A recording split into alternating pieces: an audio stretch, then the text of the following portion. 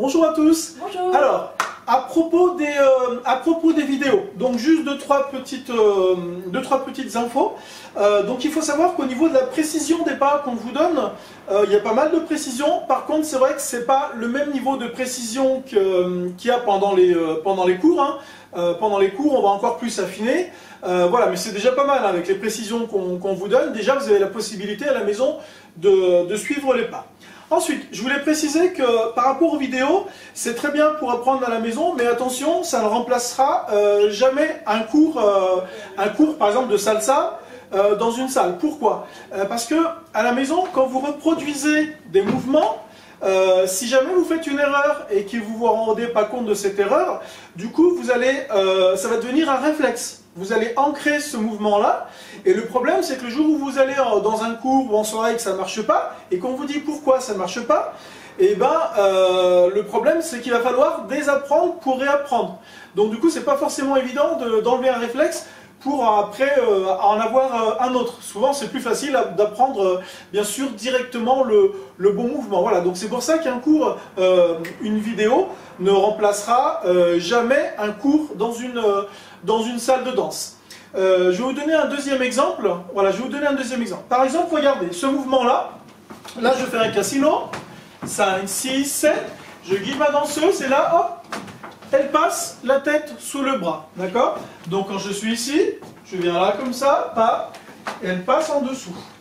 Ceux qui regardent des vidéos, moi je le vois en soirée, hein, je vois en soirée ceux qui regardent les vidéos, c'est que sur ce style de mouvement, on ne force jamais la danseuse, on ne l'oblige pas à faire ce mouvement-là. Imaginez une danseuse qui vient en soirée, qui a des soucis au niveau de la nuque et tout ça, et que vous, sans la prévenir, vous lui prenez la tête et clac, c'est-à-dire ici par exemple, je ne vais pas le faire, hein, vous arrivez là, et là vous mettez la main comme ça, et vous obligez la danseuse à faire ce mouvement-là.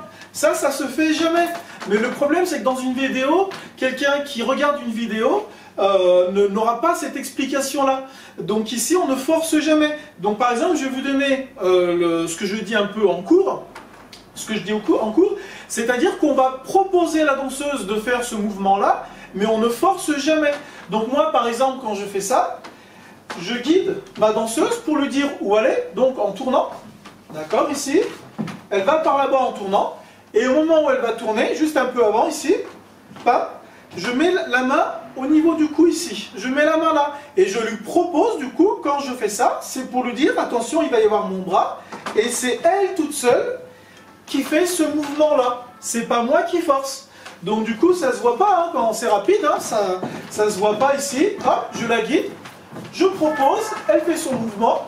Et je reviens, mais à aucun moment je prends sa tête et clac, et je lui tourne la tête. Donc vous voyez, ça c'est quelque chose, sur une vidéo, vous n'aurez pas forcément ces explications-là. On va simplement montrer un mouvement, on va dire on fait ça, et terminer. Voilà, donc c'était juste pour vous donner quelques indications. Donc les vidéos, c'est très bien, mais faites attention, voilà, ça remplace jamais un cours, et souvent, typiquement au niveau du cou, ou bien sur d'autres mouvements qui peuvent être dangereux, il n'y a pas forcément toujours les précisions qui vont bien.